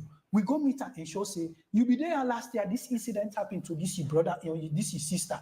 Wouldn't be happy when we meet them? Why will not for allow you did it, let this same incident not meet you again? Which actions we don't take? How wouldn't the law? Wouldn't the law say for happen for let that person not continue for staying at that side? How we don't enforce the law?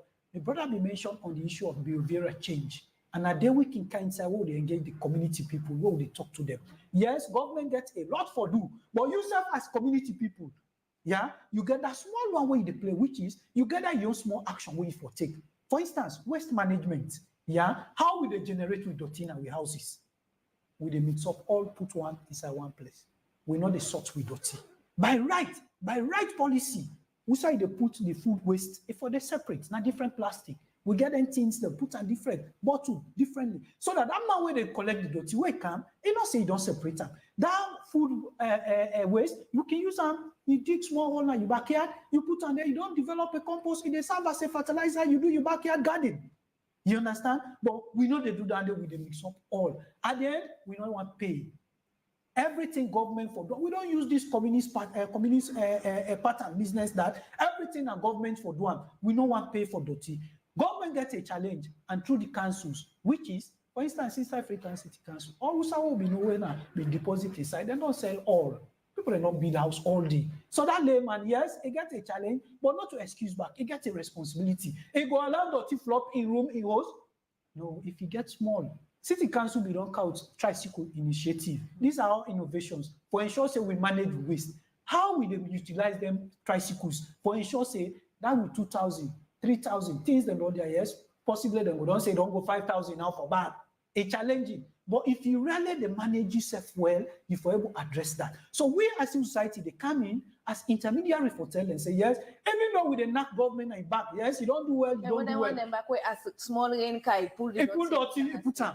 Then self we they talk to them. There comes in the behavioral change. You understand? That you know a good citizen. That is why we don't appreciate government. So we don't bring the civic education to the Ministry of Information. Now it go with information and civic education. Yeah, so that let's really know say not only in right if or no in responsibility also. That as a Sierra Leonean, I get a responsibility for living a conducive environment, and I get a responsibility for ensure say within government say la not do. Okay, so Mr. David, they speak of resources challenge and all these things. So how can people manage that aspect? For ensure say you reach to that hard to reach areas for communicate all these the way you don't see, but I can mitigate the that I love this question.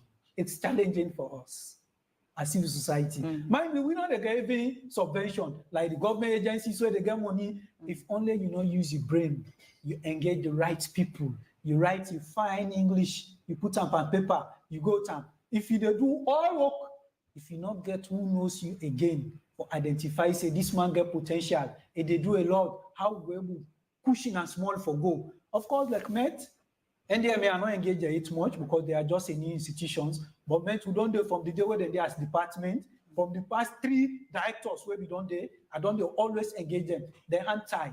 Like what I mentioned earlier. All this way you don't talk here. Who does here? Now who are they free to? Who are they go? Who are they can who get access to their mobile devices here? That's now Android. That man will get that. There's a lot of it. Just come in. When we do last monitoring and move around, what we do? We try for if everywhere we step, we go to the radio station. We did it. Yes. Radio stations in places like Kabbalah, radio stations in places like Kailau. So we collect numbers of all these people. I don't create a WhatsApp group every morning. There are radio stations all the way in Kono, Kailau, and good thing AYV don't give the platform because if person they listen to you now, we get radio stations. Then this also they on radio 101.7 FM. Where people themselves all of us are going to listen and learn from some of them here. Everybody they listen. The good thing where they like it, where are they at the provinces and they listen radio so much. You understand? But we are challenged. Some radio stations, electricity is a big problem. Some man, they get television, not the provinces. Why not get access to electricity? They get radio, they not get money for buy battery. Now we now them battery we don't can now charging. Where you go charge them, how you dey charge your mobile phone, and so you dey charge the radio back, so it will last you long. And then they help the people themselves. But like when you be asking me the question of funding, it's a big challenge for us. Then they don't try. Every year we self can one go COP. What's in the column? Conference of Parties. Conference of Parties, now then they go sit down, they agree, say, what thing they do in relation to address climate change and other disasters in the world. Every year it happen. Yeah. But as civil society, what in our presence? They don't get money for bringing on board for Can We Go. The deputy director of Gabriel Kwaka is a very good friend of me. He said, brother, you understand? Every year I can apply, if they put me name, but there is no funding. Who that go pay me fair way for go? Because when we self then and then decisions side them, we side the world they take them decisions, and then we want less met through Mr. Gabriel Kwaka, because he's the focal person for United Nations Framework Convention on Climate Change, UNFCCC. Yeah, when I the focal person for Sierra Leone. Yeah, let it go ensure say what in government go put aside so that let we get independent views where they go sit down, look at what thing they happen at the side and they so that we can. Because one issue where I don't really they look at all government agencies where they go, where they can, how are they engaging us as citizens? How do they relate the information where they get yonder? Yeah, because by right, all information where they get yonder, where they count out, they get for call a conference or whatever, not only exchanges between them, the ministries, departments, and agencies, but the populace itself. And that is why, like last year, I've been engaged the media very strongly for ensuring say, what thing they happen under what get them, because we self how we there so we get with Africa colleagues there who they work with, we get the global colleagues them and civil society who they link with. If I'm not able to go and they follow through Zoom meeting, that is why some of we happy. 24 hours, that means data. For must make sure say I get on my phone. So that some conferences where they happy. If I not there, and they join the Zoom, they hide me. So that I'm going to get the right information and give the people. On the side of NDMA, what are some of the steps that we want to put in place for, especially the jazz period where when I don't talk about where we can now into August and following September. And of course, success don't mention some of the predictions for say we get for rain still in at the system. What's now some of the measures that we don't put in place and any risk they we alarming where you think say Salone people therefore know about at the moment? Thank you very much. Like I stated initially, we actually don't do we hazard mapping already, and we get a calendar. That calendar then they determine and then direct with path in ensuring that one, we develop communication strategy for every period. For this particular period, we don't develop plenty jingles, not only for flood, but for fire, windstorm, and floods. Those jingles are being aired across the county at the moment. We also currently AYV air a documentary. What we do, we currently is being played, on AYV. We go for do with flood prevention, for this particular period. So every period of the hazard calendar for the year, we intensify and implement most of the strategies that we don't develop. But to a very large extent, I think say if I follow you understand, say, in disseminating messages, you need to know your target audience. You understand? Say, for example, we don't say rain in the system. What we don't try to do, now follow you for disaggregate that data for example, if rain they come, not every part will be affected. And some people, if you send messages into them, randomly, they might get annoyed. You understand? Or maybe sometimes they're not getting any business for do that. What is that? So what we don't do, there's a tool we don't develop, what they call the Kobo tool, we don't develop. And we're able to identify all the areas. And currently, we work with NCRA and the mobile companies because then get the data of who side people that they reside. So, for example, if rain they come, if we don't get alert from SLMet that there's going to be more than 200 milliliters of rain, for example, it will lead to flooding. All the disaster-prone areas, especially the slum communities, will send that message. Now, they know more they get. You understand? We want to do them in such a way that we will target specific individuals or communities who are exposed to specific vulnerability. You understand? So that is ongoing at the moment. We also don't try for we able to update with data because before now, the ECOWAS, we, of course, now the regional body, then get a directorate we're responsible for disaster management and disaster risk reduction. That particular directorate did not get any data on Sierra Leone. No data, for example, like how many disasters they will occur.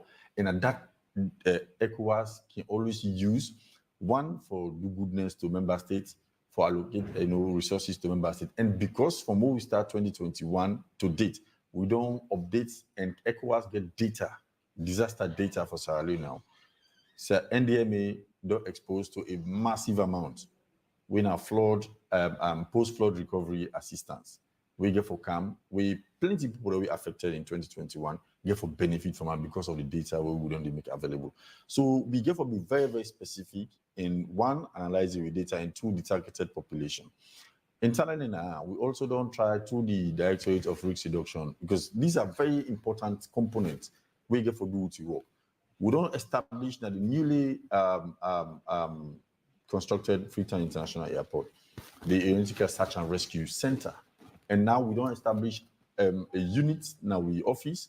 We therefore deal specifically with search and rescue. We're a major component for lay an airport operate because of course we don't get control over emergencies. An emergency can happen. So we for able to get the capacity, if anything, God forbid, happen with an helicopter or plane, you understand, we forget the manpower, the communication, infrastructure, and the drone technology for able for ensure that we're able to do search and rescue and save life. No. Quite recently, we don't organize training for partners, like the police, Freetown City Council, Maritime Administration, the Marine Navy wing of the military. Then all we train them in there, and that's in the because the only something we be doing at the region we get for do search and rescue and the library every day. You understand? So, but Sierra Leone don't get now we're a sub-component of that particular audio in Arabia. So, over and beyond Nandi, my colleague will talk about behavioral patterns and change. You understand? Now, it then at the center of what we do. But most times again, you don't get to be oblivious. Once, in as much we try for develop messages for address some of them specific challenges and raise awareness, but you also get for make room for feedback. And then feedback is very important in addressing some of the challenges that within people and they're exposed to in other communities. You don't go pay blind eyes to that. So what you don't do over time? We don't engage the Ministry of Lands, for example. We don't identify plenty of other areas and we then get for key to Freetown City Council for we able for get dump site in specific areas, save for the hilly areas. Plenty of people in the bill without land permit. What we don't do, there is also various pillars who don't establish at the NDMA, and then pillars and we make sure specific other agencies, ministries, and departments they provide leadership on them pillars. For example, like the risk reduction pillar, the Ministry of Lands, and then at the head pillar lead in that particular pillar day. Say if we go now in a community, somebody don't go build beyond the marketed zone or on wetland or area outside you're not supposed to build. What you normally do, the good of because Ministry of Land and get the authority for provide or give out building permits. So together with the work for ensure, one, we said no, this building permit the issue but now the wrong side, you're not supposed to build here, so you for left here. And Ministry of Lands always deal with you because we're not going for work in isolation. So we work a cut out for we that we need for work with other people for ensure that we're able to carry out we work seamlessly. You want to ask question? Yes. Okay. So of course you don't listen to the gentleman who on all the try to achieve the same aim on all the work in hand because you don't listen to the constraints such as resources and all these things. And NDMA get national disaster management funds who then provide for preparedness just in case an emergency emerge. Sometimes like you say prevention is better than cure. Sure.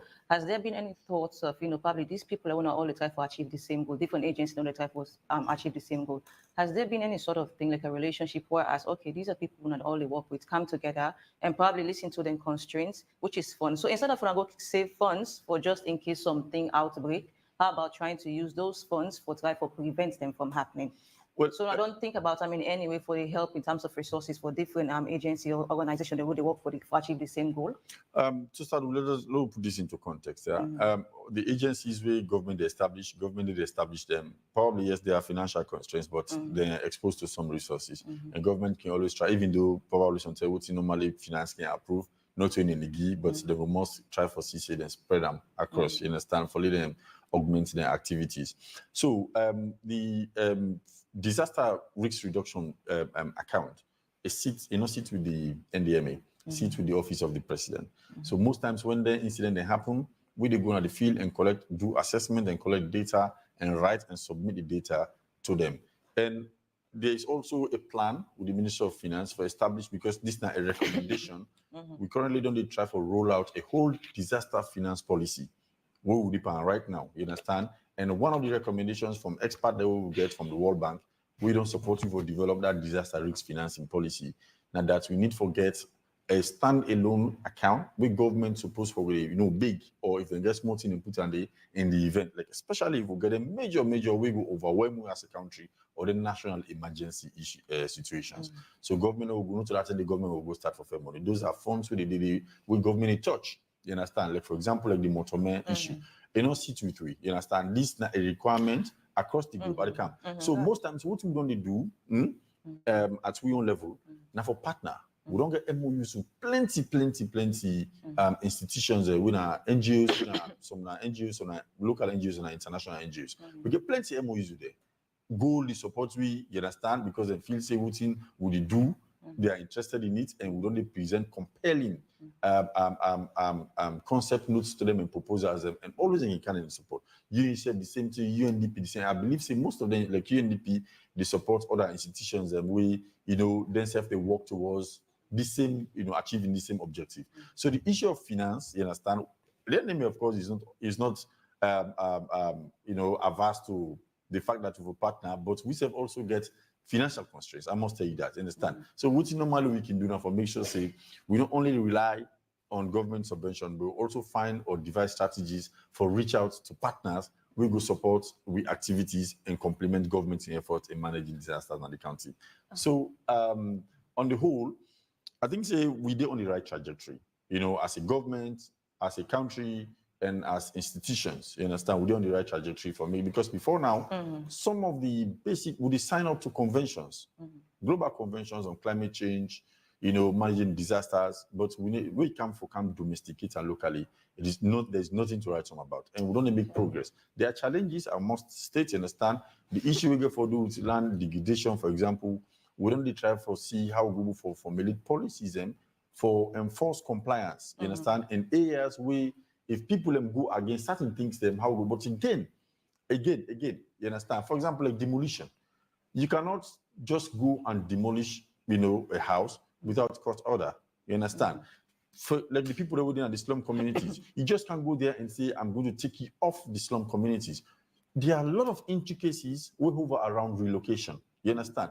Again, for one, you got to think about the security, get security implication, you get human rights implication. So what you going to do, because we're not able to get the capacity for relocate most of these people to a better places, what we're going to do over the last 2 or 3 years, now for little device adaptation measures for them people. Just as you mentioned, the people in the slum areas, lastly, as we try for roundup, we already know, say, Freetown citizens, residents actually maybe around 60% or more than the slum communities. As we come into this, into the heavy gains, we're already there and we expect more, as when I don't say in the system. Any word to these people occupying these spaces? Yeah, over the years, it's not just about now. You understand? Like we didn't know, can I tell you, we talk to the no. We don't need prepare them communities here, like I tell you, adaptation measures. Because now didn't they, so we devise strategies and for them adapt. So if rain come, at least if they get flood, the impact will be minimized. What we going to do over time? We don't make sure say we support them from cleaning gutters. We don't make sure say we support the chief them for let them get the power and call we if somebody did bill and say for bill for block men got outside water they pass for go block and make sure say divert the water we can go on the entire community we go stop her. So all of them have interventions. They don't make them people who say they now you understand. When one rain come, even though yes, minor floods that take place, but don't minimize the effect. One, there are constant cleaning going on in those areas. We get a tool bank where UNICEF worth of $30,000 tools, shovel, pickaxe, wheelbarrows, hand gloves, ring gears, plenty. They can now and can collect, and then the right to we give them. When they go use them, they return them back. Other communities and can come back and we go monitor. We can solicit resources from them people there for make sure we employ the duty them they for make sure they do clear the drainages and they and stop people not for bill, who said not for bill, because then 2 things in they. Now the major factors, especially in slum communities, were responsible for flooding. Either somebody go build on top, gutter, we're not supposed to build, or go bank in fence, a divert water go to the entire community, or then go to a dirty, now gutter, the gutter will clog, and where in can do a channel side for pass, so you could divert go inside the community. Okay. So we don't need to try for minimize and greatly. We always encourage people them for let them continue for do them small things them where they minimize the impact of flooding at the communities. Because if somebody lost in property, the NDMA will come and can give some relief item for cushioning the effect, or in house or whatever level of support. But if you lost your life, God forbid, NDMA will not be able to replace your But life. So the responsibility lies with the people themselves for make sure say one, it will take 10 years that you host, for example, check your area. These are all the messages that we don't send out. You understand? You don't go in a community so careless for check your windows, whether sometimes this particular window I don't slack. So we have rain come and we just blow them off. Or you get stick where you see say the branch, one of the branch don't hang. Sometimes small breeze guy go, you left farm unattended to. That of course we all get a responsibility. So we roll now for continuously to draw their attention and talk to them. And I want for state here that we're satisfied because so far this year in 2023, I tell you with all with data, most of the calls we don't cancer, we don't record the lowest incident of floods and incident, especially disaster since they established the endemic this 2023. Okay, thank you, gentlemen. Well, we're not getting much time in the favor, of course. We're going to make you tell what the prediction. What are those adaptation measures we go take in the low-lying areas and the coastal areas and for safeguard lives and the slums? We got the local one. This is a nation-based solution. People then they do what they call sea dikes in advanced countries with the technology. But we on local level, they use sandbag. If you dey Oloshowo, you dey Konakri, you dey Aberdeen, you dey Laka, you dey Hamilton, you dey Bonds, you dey all as far as Yeliboya, etc., etc. Boduyabo. Ensure say you put sand and you know say there are also risk of sea level rise. Where most of them water where they can flash flood happen. Yeah, you go understand say we don't in this country so tell you they inside few minutes, 10, 15 minutes. Rain the can come, we call it torrential rain under meteorology. And they for inside 2-3 minutes, all side on floods. What happens when they run down, they find the low-lying areas, and they go into the sea, the level they rise, become more water don't go inside. So what's in the happen? We are doing some sandbag so that water not going to take them kind of. Okay, thank you very much. Of course, Dandina Success Kamara, the Public Relations Officer at Salone Meteorological Agency. Same way, so we will get David Joseph Aliyu, the National Coordinator for Civil Society Advocacy Network on Climate Change and the Environment, Sierra Leone. And we get Mohamed Elba, the Director of Communications, National Disaster Management Agency, and the all up we have much this morning, but the rain season period where we're about and how we serve as Salone people go prepare we serve as we day in the July, August, and September period where, of course, we expect heavy rains. Well, that's all good. Welcome to this edition of Wake Up Sierra Leone /SL Decide and special edition of Wake Up Sierra Leone, which will continue for the discuss national and trending issues. I've been your presenter, Sonia Jafalin, with me. Mina Elizabeth Momoto. Have a blessed day.